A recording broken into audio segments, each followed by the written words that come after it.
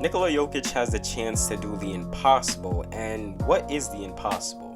Well, he has a realistic shot of averaging a triple-double and winning the NBA MVP in 2021 as a center. So far in 8 games in the 2021 NBA season, Jokic is averaging 25.9 points, 11.6 rebounds, and 10.9 assists on 57% from the field and 44% from 3. I know, limited games, but Jokic is a guy that can realistically keep this up the entire season and probably get a top 5 seed in the West. He has the scoring, the unreal passing ability, and a big body who can rebound. He has been putting this Denver Nuggets team on his back. Jokic so far is a serious candidate to be in the MVP conversation. He is the man for the Denver Nuggets, and he will be the first center in a long time since the early 2000s to potentially win an MVP. That's big because for the past few years, there has been so much talk about the center position and how it is potentially dying. The center position isn't dead, it has evolved, and Nikola Jokic is the reason for that evolution. I said in a previous video, this is a guy who could be the first option on a championship team, and it's weird saying that because the NBA is a guards forwards type league, with those guys being the first options on a championship team. I also said he not only evolved the center position, but he also evolved how we view the post game, who so many people have said died also. It is no more traditional bully ball in the paint for 2 points. You have to be much more of a creator in the post. I broke this down in another video I did months ago. You guys can watch it. I'll link it in the description box down below. But Jokic has every ingredient in a modern day post player to succeed. He has a strong body, can bully any player, he can hit jump shots over you, and he is a creator in the post to the degree of James Harden as a creator in isolation situations. He can string together fakes, moves, has the footwork to get his opponent guessing and score on them with ease. Then he has the vision and passing skills to find open teammates out of the post, which is key nowadays because teams can't double him at all. He will make you pay. One-on-one, he has moves to score on you. If you double him, he's calm, cool, collected with the ball in his hands, and can find open guys with ease. He's the perfect post player, and this amplifies in the playoffs when the game starts to slow down and shots get tougher to make.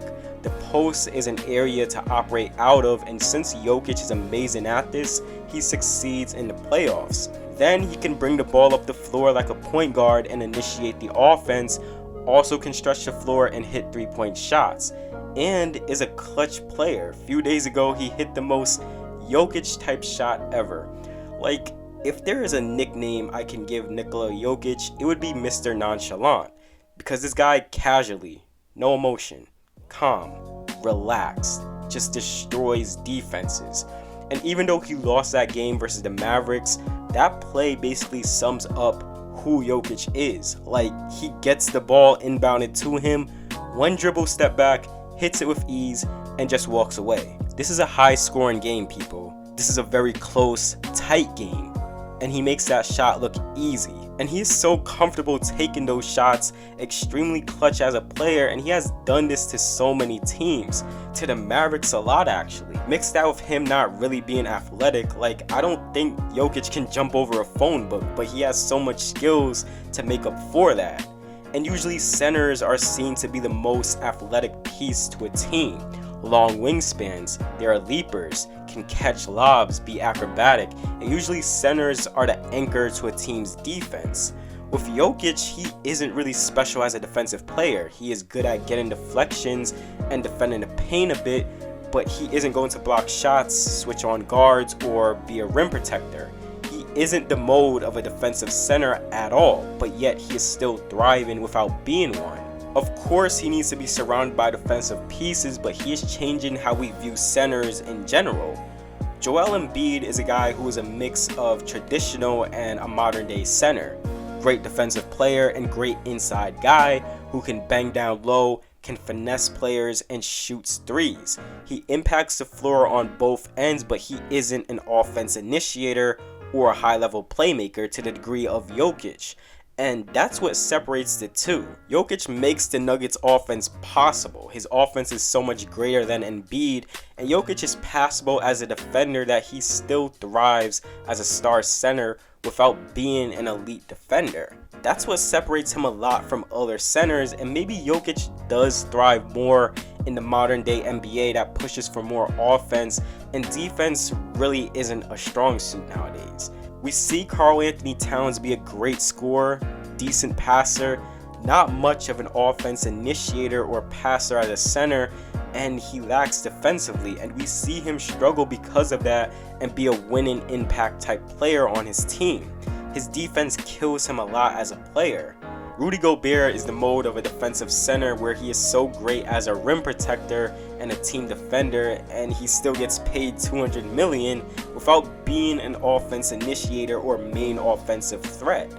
We see these different type of centers and archetypes and how they fit on a team, but Jokic is his own breed. We are starting to see bigs in a similar mode of Jokic, more so of the passing ability and offensive initiation. Bam Adebayo comes to mind, much more athletic and a defensive type guy, gifted passer, does lack variety of inside scoring and shooting, but he is a guy who can handle the ball and initiate the offense similar to a Jokic. Nikola Vucevic, Mason Plumlee, teams are starting to utilize their centers in a way of offense initiators.